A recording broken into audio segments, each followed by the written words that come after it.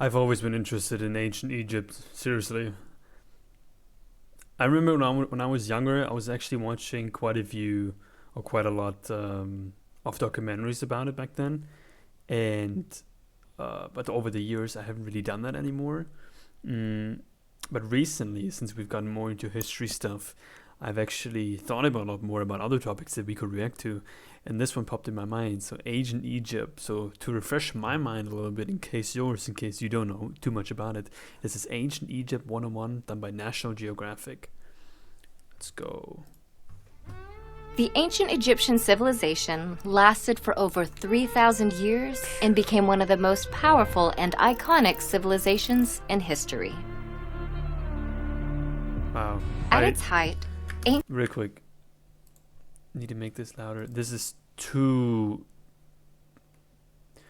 God, I need to go to Egypt at some point. Seriously. ancient Egypt's empire stretched as far north as modern-day Syria and Wow. as far south as today's Sudan. Okay. But long before it was an empire, ancient Egypt was a series of small, independent city-states that bloomed along North Africa's Nile River. The city-states were divided into two regions and named according to the flow of the Nile. Upper Egypt in the south, which was upstream, and Lower Egypt in the north, which was downstream. By about 3100 BC, the two halves united, thereby creating one Egyptian state that lasted for millennia.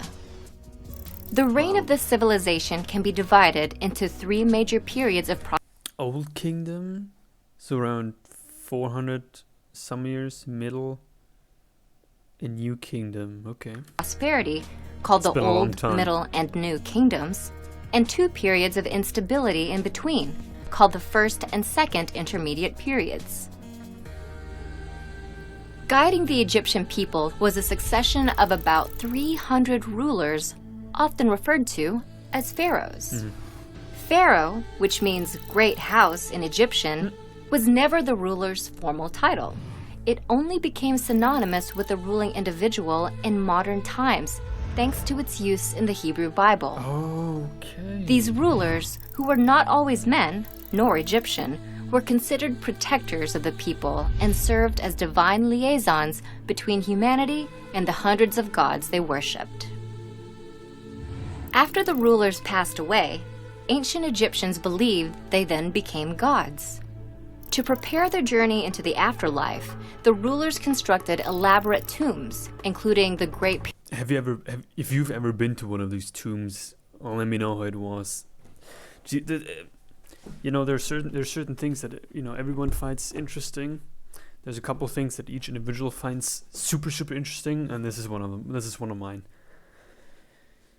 I always just wonder, there's still so many theories about how the pyramids were built, but to me, even when it was built, they had to build these, like as they were building the way, no matter how they did it, they had to build these entrances and those tombs inside, without everything just falling apart.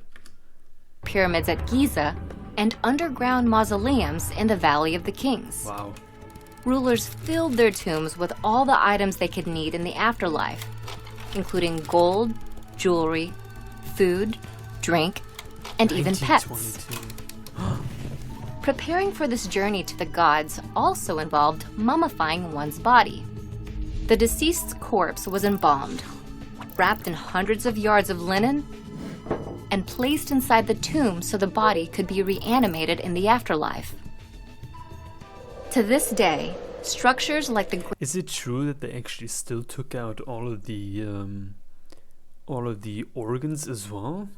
Great Pyramids Before are a they testament mummified? to the role of religion in ancient Egyptian Look at this! These guys on horses. Holy. lives. But they also represent the innovative and cultural might of the Egyptian people. Innovations in mathematics and written language in particular propelled their civilization to success. Math, specifically measurement mathematics, helped Egyptians understand and harness their world with numbers like no other civilization had before. They developed a new form of measurement called the cubit.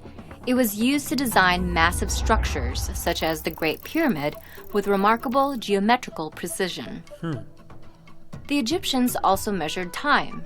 By combining mathematics with astronomy, they established a 24-hour division to the day and created a solar calendar, which was the first dating system in history to feature 360. Didn't they use some stones in the sand for this?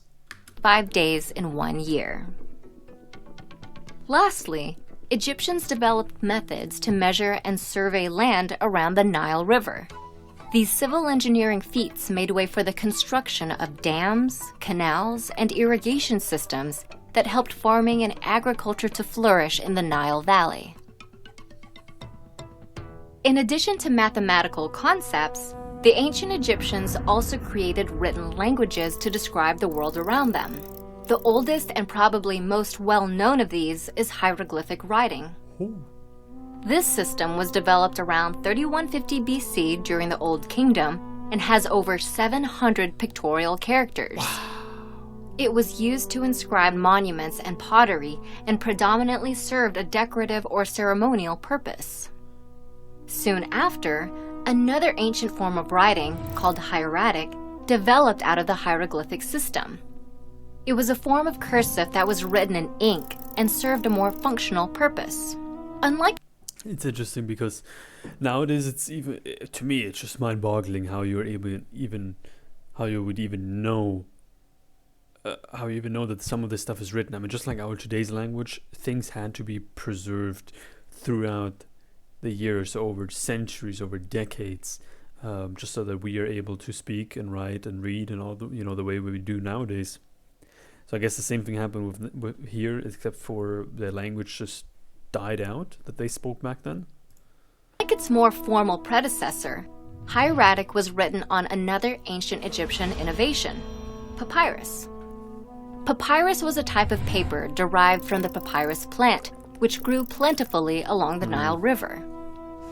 This medium gave the ancient Egyptians a new avenue of communication and record-keeping that allowed their civilization's administrative skill to grow and their culture to spread for thousands of years.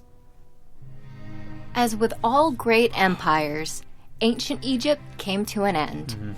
It was eventually conquered after a series of invasions, including those by the Persian Empire in the 4th century BC and the Roman Empire around 30 BC. Not many civilizations can claim a lifespan of over 3,000 years. Do you see this? There's even stuff written on the statue itself. Not many civilizations can claim a lifespan of over 3,000 years. How were they even able to climb all of this? Because some of these statues are gigantic. Alone one that made vast cultural contributions that still resonate in modern times. Don't let her shed. Ancient Egypt, with its linguistic and mathematical innovations, spirituality and religion, and extensive political and military might, set a high standard for all civilizations that followed.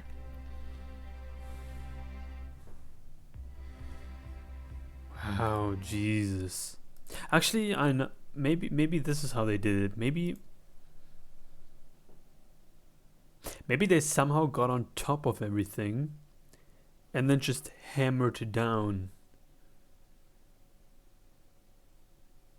But even then, you had to make sure that you get all the details in that you actually want, or that you run out of space or run out of material at some point. Well, in case you guys are more interested in seeing more about ancient Egypt, whole documentaries and stuff, for example, definitely let me know. I'm more than interesting. I appreciate every single one of you. If there's any other thing you would like me to react to, put the name of the video down in the comments and I'll go check it out. Guys, thank you very much. I'll see you soon. Bye bye.